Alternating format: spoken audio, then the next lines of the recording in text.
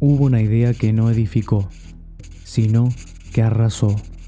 Una visión que prometía redención, pero que en realidad sembró ruinas. Una ideología que convirtió el odio en sistema y que arrastró a millones hacia la barbarie. Dicen que las ideas pueden cambiar el mundo. Y es cierto, algunas lo cambian para bien, pero otras lo convierten en cenizas. La prueba está aquí, en el siglo XX, cuando un movimiento político supo convertir la rabia, la frustración y la desesperanza de una nación en combustible para el desastre. Y lo más curioso es que no nació de un plan meticuloso ni de un proyecto de Estado.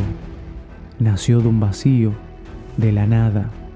Un programa tan ambiguo, tan sin forma, que podía ser llenado con cualquier resentimiento. Y claro, ¿qué vende más rápido en tiempos de crisis? ¿Promesas de trabajo o la promesa de señalar culpables? Este es el origen de una ideología que no propuso construir nada, sino destruirlo todo. El vacío convertido en fuerza. Este movimiento político no nació con planes claros. No había un programa económico sólido ni un modelo social detallado. Lo que había era un discurso vago, abierto, maleable. Y precisamente en esa vaguedad estaba su fuerza. Millones de personas sin rumbo acudieron a él, porque no exigía demasiado, salvo una cosa: fe ciega en la causa y odio hacia el señalado como enemigo. El historiador Ernst Nikisch lo describió en 1931. El secreto del éxito era la falta de definición, que atraía tanto a los desesperados como a los fanáticos. ¿Y qué ocurre cuando un pueblo entero hundido en la crisis escucha a un orador que no le ofrece soluciones sino un culpable? Exacto, la atención se concentra, las masas aplauden y el resentimiento se transforma en fuerza política. Ironía cruel, en lugar de políticas públicas, el movimiento ofreció un enemigo público. Y vaya si eso resultó rentable. La raza como dogma. En el centro de todo estaba la idea de que la historia era una lucha biológica, una guerra eterna entre pueblos destinados a crear y pueblos destinados a destruir. Así lo habían planteado autores racistas del siglo XIX, como Arthur de Gobineau, en su tratado sobre la desigualdad de las razas humanas. Houston Stewart Chamberlain, un inglés que se volvió profeta en Alemania, popularizó estas ideas en Las bases del siglo XIX. Sus páginas mezclaban pseudociencia, prejuicio y misticismo con una fluidez tal que terminaron siendo tomadas como verdaderas reveladas. Resultado: una parte de la élite alemana comenzó a creer que la historia de la humanidad podía reducirse a un choque entre arios nobles y enemigos degenerados. En esa lógica, la política dejó de ser negociación y pasó a ser biología aplicada.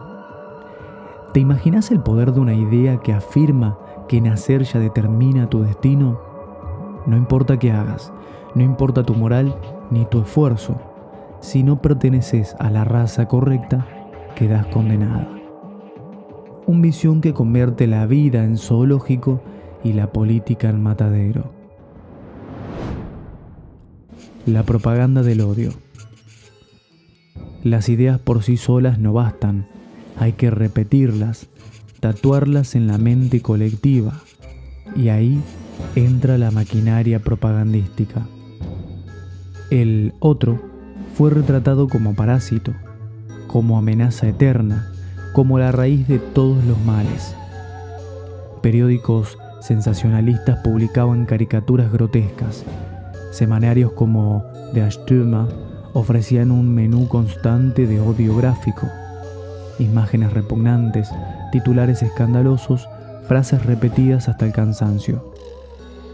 Pero no se quedaron en la prensa. El odio se coló en la educación infantil, en libros de lectura, incluso en juegos de mesa como Judenhaus, en los que la diversión consistía en expulsar al enemigo del tablero. Sí, un genocidio convertido en juego. La pedagogía del odio fue clara. Había que educar desde pequeños, no para convivir, sino para señalar. ¿Y cuál era el eslogan que lo resumía todo? Los otros son nuestra desgracia.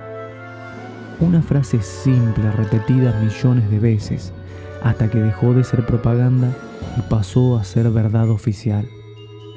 ¿No te suena familiar esa estrategia de repetir una mentira hasta que parece verdad?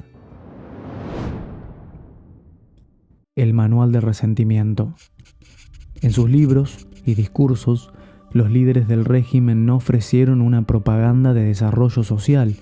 Lo que construyeron fue un manifiesto de resentimiento. La vida, decían, era una guerra eterna entre fuertes y débiles, y los débiles no merecían existir. Esa era la lógica central. Así, un texto como Mi lucha, sí, ese libro infame escrito en prisión, se convirtió en Biblia del odio. Un compendio de frases envenenadas disfrazadas de teoría política. Ironía suprema. Un libro que carecía de base científica, escrito con más rencor que razón, terminó siendo considerado guía nacional. Páginas que mezclaban pseudociencia, delirios personales y fobias convertidas en doctrina de Estado. Y lo peor, que millones lo leyeron, lo memorizaron y lo creyeron. Como si repetir una mentira en letra impresa la volviera verdad. Pseudociencia y mentira. Para justificar lo injustificable había que inventar ciencia, o mejor, pseudociencia. Se midieron cráneos, se clasificaron sangres, se inventaron jerarquías raciales, todo bajo una máscara académica. Era la bata blanca al servicio de la mentira. Se mezcló Darwin con dogma político, se transformó la teoría de la evolución en excusa para una guerra biológica sin fin. Los fuertes sobreviven, los débiles deben desaparecer. El enemigo no era solo político o social, era presentado como biológicamente inferior. No importaba lo que hiciera, estaba condenado desde la cuna. Así, la mentira se vistió de ciencia y la propaganda se vistió de laboratorio. Y lo que empezó como un absurdo teórico terminó legitimando la mayor maquinaria de exterminio de la historia.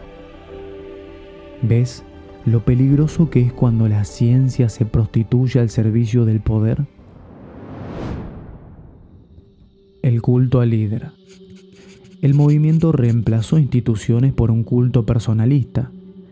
Ya no importaban los parlamentos ni las leyes, solo importaba la voluntad de un hombre, el llamado principio del líder. Convertía su palabra en ley absoluta.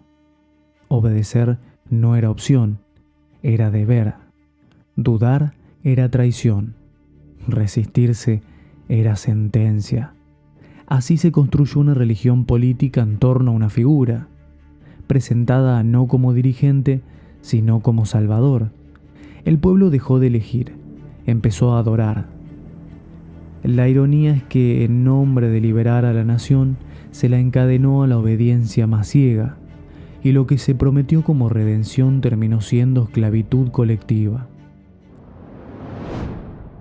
El precio del odio. ¿A dónde conduce un culto basado en el odio? La respuesta está escrita en millones de tumbas, algunas sin nombre, muchas, por cierto. Ese sistema llevó a la guerra total, a la devastación del continente y al exterminio planificado de pueblos enteros. Los campos de concentración se convirtieron en la traducción más brutal de esa ideología. Lo que había empezado con caricaturas terminó en humo saliendo de chimeneas. La mentira repetida como verdad se convirtió en muerte masiva. El resentimiento transformado en política se convirtió en guerra total. Y lo más irónico de todo, ese movimiento que prometía grandeza para su nación terminó hundiéndola en ruinas. El odio, como siempre, se volvió contra quienes lo usaron. La ideología del odio no fue un delirio pasajero, fue un sistema, fue propaganda, pseudociencia y culto al líder. Nos recuerda algo brutal.